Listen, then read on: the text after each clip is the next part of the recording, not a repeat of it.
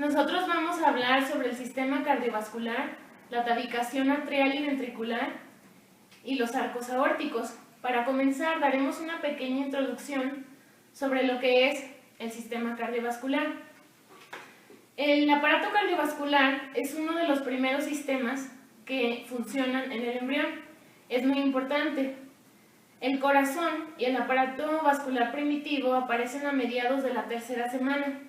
Sin embargo, el corazón empieza a funcionar a principios de la cuarta semana.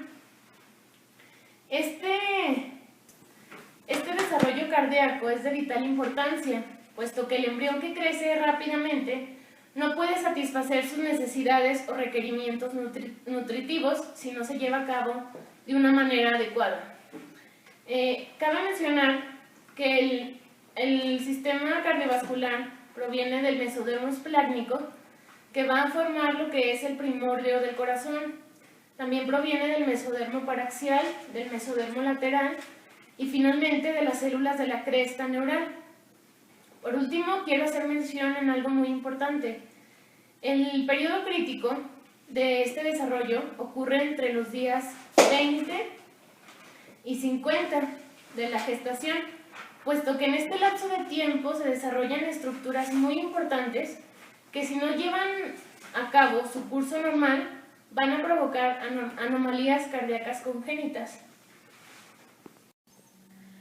Les hablaré de la comunicación que hay entre las aurículas y el ventrículo primitivo por el canal auriculoventricular, que se divide aproximadamente al mismo tiempo que surge con las aurículas y con los ventrículos, es decir, a mitad de la cuarta semana y a finales de la quinta semana.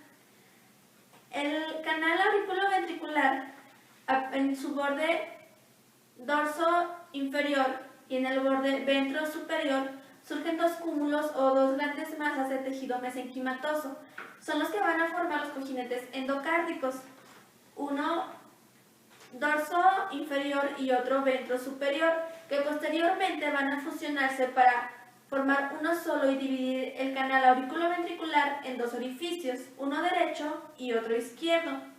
Al mismo tiempo, en las partes laterales surgen dos cúmulos de células mesenquimatosas o de tejido mesenquimatoso, de los cuales se van a formar los cojinetes laterales derecho e izquierdo.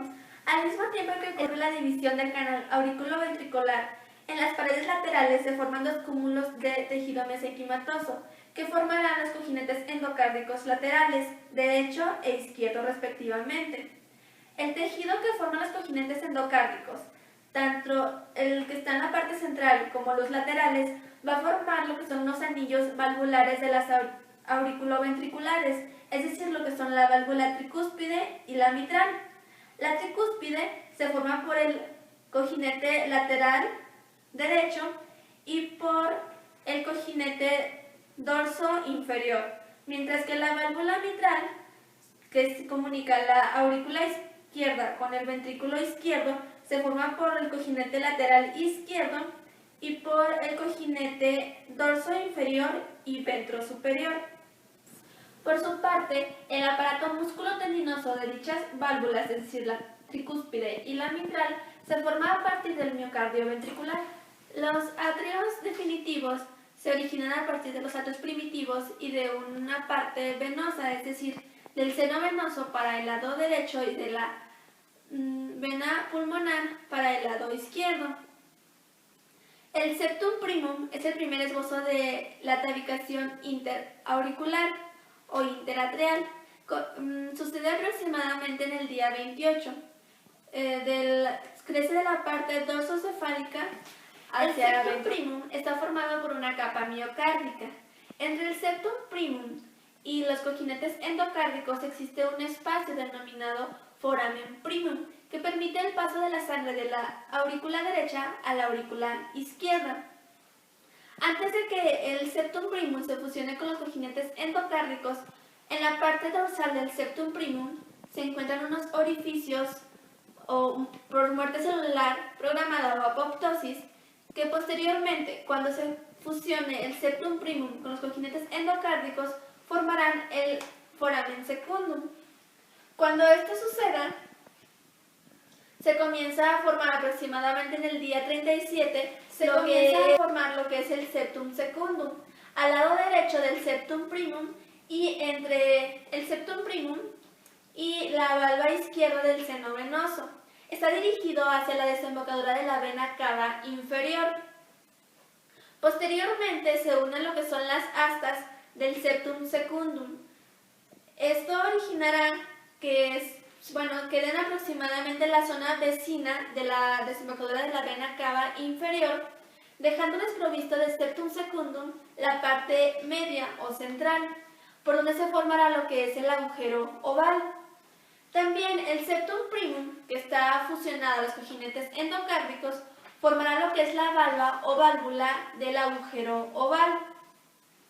Esto permitirá el paso de la sangre de la aurícula derecha a la aurícula izquierda, evitando el paso en el sentido contrario, es decir, cuando la sangre pasa a la aurícula izquierda, el septum primum se fusiona con el septum secundum, evitando que la sangre vaya en sentido retrógrado. Bueno, pues yo les voy a hablar de la tabicación interventricular, es decir, del tabique que separa ventrículo derecho de ventrículo izquierdo.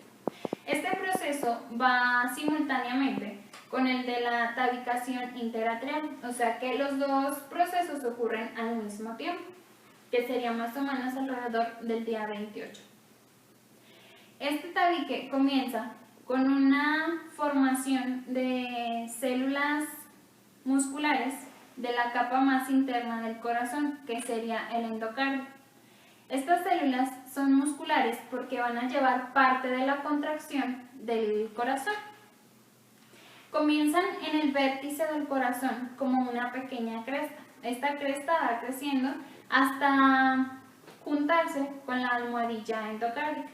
De la porción dorsal, que es decir, de la pared posterior del corazón, se va a juntar con esta almohadilla, pero lo que es la porción ventral va a quedar un pequeño orificio o una parte como arqueada que va a dar comunicación del ventrículo derecho con el ventrículo izquierdo.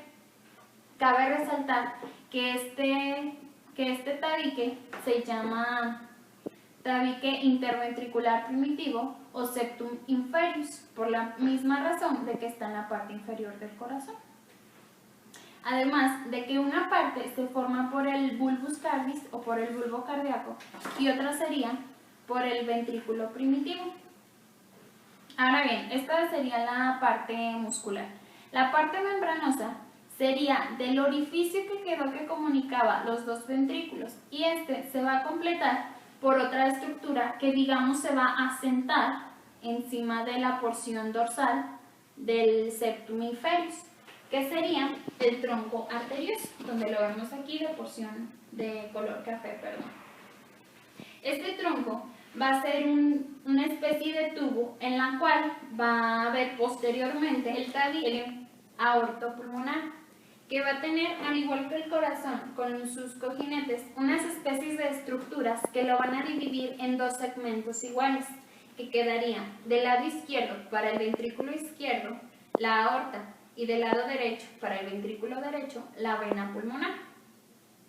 Ahora bien, esto formaría la porción membranosa, que esta, recordando, sería una especie de mosaico. ¿Por qué un mosaico? Bueno, pues porque tenía una porción del cojinete endocárdico, una porción del septum inferius y lo que sería el tabique aortopulmonar.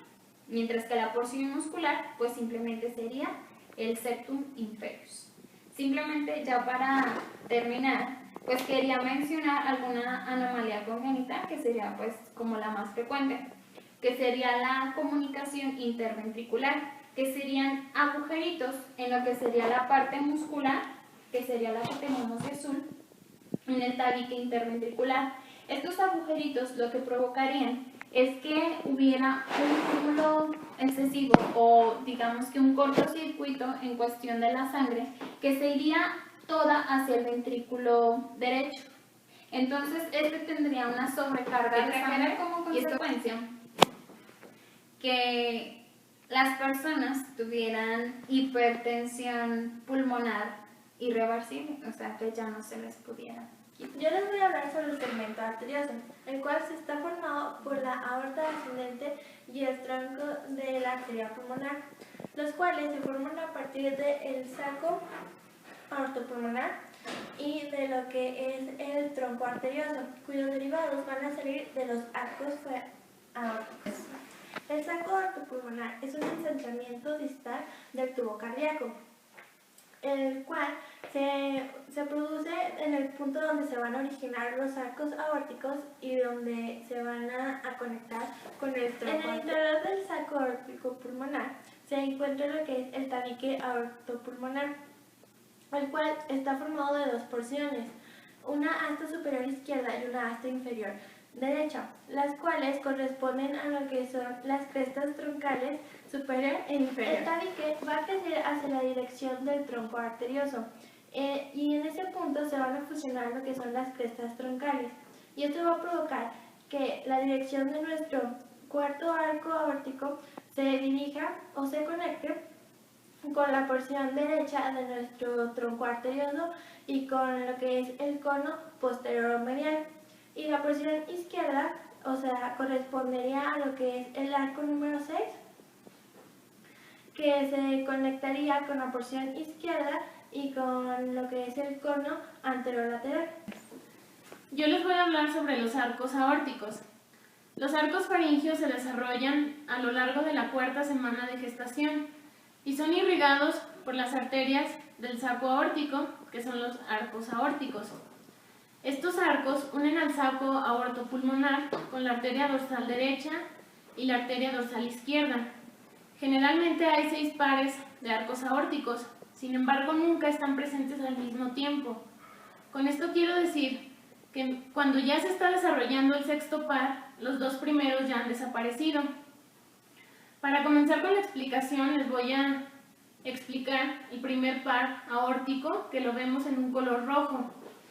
Este par en su totalidad desaparece, pero sus partes restantes forman las arterias maxilares que irrigan a los oídos, a los dientes, a los músculos oculares y a los músculos faciales, así como también forman parte de las arterias carótidas externas.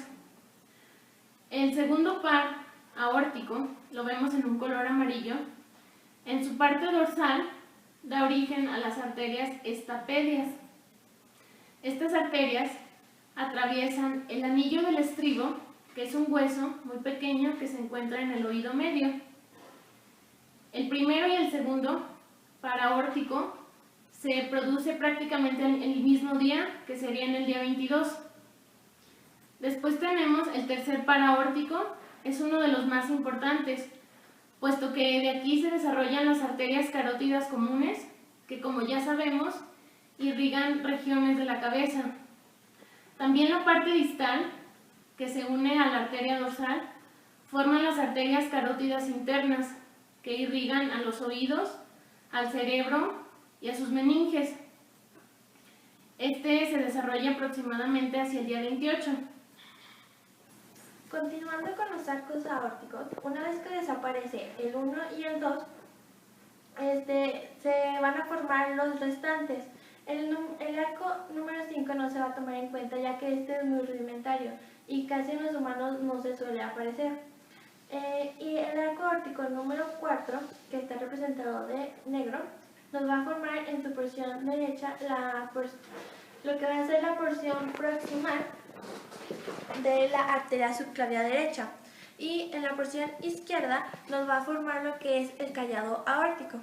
Y el arco aórtico número 6 nos va a formar en su porción derecha la rama proximal de lo que es una rama pulmonar, y en la porción izquierda nos va a formar también la porción proximal de lo que es la rama pulmonar izquierda, y también en su porción distal nos va a formar lo que es el conducto aórtico, el cual va a desaparecer en el momento del nacimiento. Hacia lo que es el día 28, las arterias dorsales se van a unir en su porción distal, y ahí hacia los lados van a salir lo que son las arterias intersegmentarias, y hacia lo que es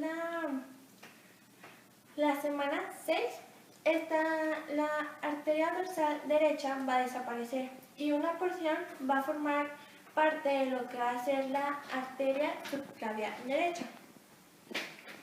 Y continuando con lo que es el saco aórtico pulmonar, este va a crecer y se va a alargar, lo cual junto con lo que es el tronco arterioso en su porción derecha van a formar la arteria ascendiente y en la porción izquierda van a formar lo que es el tronco de la arteria pulmonar.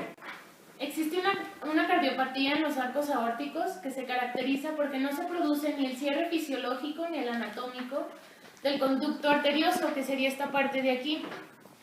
Lo que va a producir que pase sangre de la aorta a la arteria pulmonar, esta de acá, y va a provocar una hipertensión pulmonar. Esta cardiopatía se le conoce como persistencia del conducto arterioso.